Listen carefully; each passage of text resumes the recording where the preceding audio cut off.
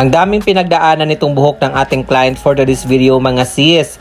Previously rebonded, naka-bleach at patong-patong na color. So kung makikita nyo, parang tricolor na yung buhok ng ating client. At dahil nga sa dami ng pinagdaanan ng kanyang buhok, yan ang naging resulta ng kanyang hair, super dry and damaged. At ang lahat ng yan ay kagagawa ng ating client dahil mahilig siyang mag-DIY. So, ang gagawin namin ngayon mga sis, syempre, iayusin at i-reband natin ito. At bali, nag-start na nga kami mag-apply dyan ng rebanding cream number 1.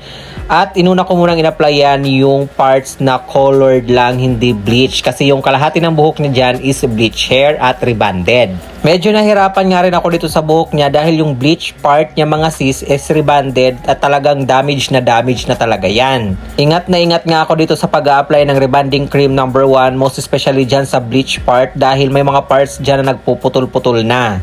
At isa pa sa nagpahirap sa akin dito mga sis, itong buhok niya is bagong kulay lang or kakukulay lang niya. Magpagayon pa man mga sis, kahit ganito yung status ng kanyang hair, hindi naman talaga ako nangangamba or malakas ang loob ko na magagawan ko siya ng paraan. Pero alam nyo ba mga sis, bilang isang hairstylist, meron din po akong kahinaan. Hindi kahinaan pagdating sa buhok dahil alam naman natin, pag na-analyze natin na maigi yung buhok ng client natin, nagagawa natin ng paraan. At kapag na-analyze natin ng mabuti at nagawa natin ng paraan, confidence tayo na maganda yung magiging result nito. Pero alam nyo ba mga sis kung ano yung kahinaan ko pagdating bilang isang hairdresser? Yung kahinaan ko talaga is yung mag-aayos ako ng kapwa ko hairstylist.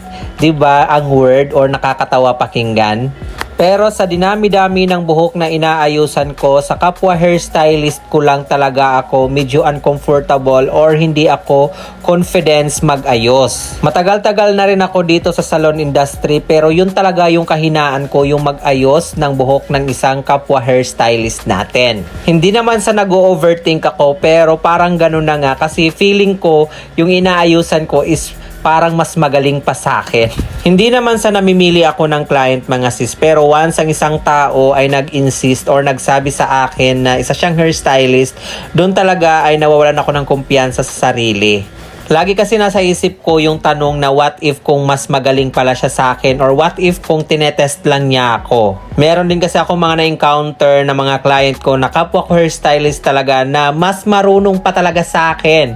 Yung tipong yung gagawin mo ay taliwas doon sa gusto niyang mangyari. Meron din talaga akong na-encounter na yung gusto mong gawin ay ino-object ng kapwa mo hairstylist na inaayusan mo. To the point na nawawalan ka na ng gana or kumpiyansa sa sarili mo. Minsan naisip ko talagang mag-walk out pero hindi kasi syempre client ko pa rin siya kahit sino pa siya, kahit isa pa siyang hairstylist. Iniisip ko na lang talaga nakakayanin ko at magagawan ko ng paraan kahit na isa pa siyang hairstylist. Ganun. Kaya mga sis, sa aking mga viewers dyan, kung kayo ay isang hairstylist at gusto nyo magpaayos sa akin, wag nyo pong sasabihin sa akin na isa kayong hairstylist. Charis. So ayun na nga mga sis, balik tayo dito sa ating client. Ang layo na natin. Bali, ito ay last blow dry na. So, yung buhok na ang daming pinagdaanan. Bali, patapos na po pala tayo dito. Pang last blow dry na to. Pero makikita nyo naman dito na maganda na yung naging outcome.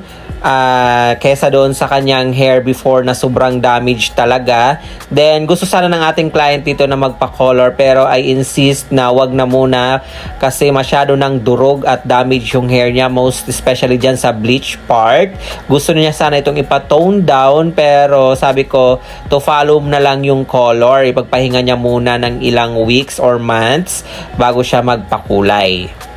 Alright mga sis, ito ng final result sa ginawa nating reband sa buhok ng ating client na ang daming pinagdaanan. So nagmukhang Dalmatian tuloy ang kulay niya sa kaka-DIY niya ng hair color.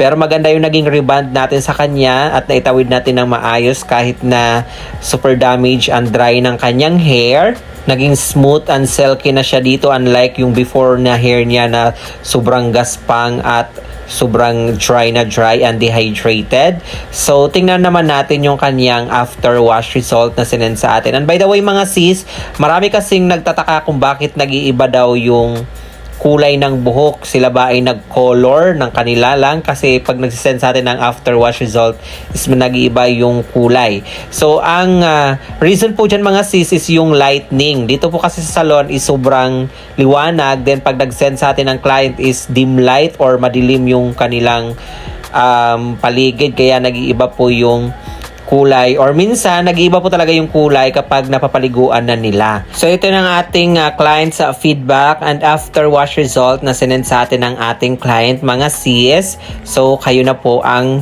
mag-judge dahil mga judgmental naman kayo. Charis. So yung kanyang after wash result, so kita nyo naman yung ebidensya, malayong malayo dun sa before niyang hair. Smooth na siya and bouncy. So and that's it for this video. Thank you for watching and this is Shading saying have a great hair day always mga sisilaban sa our next video. Bye!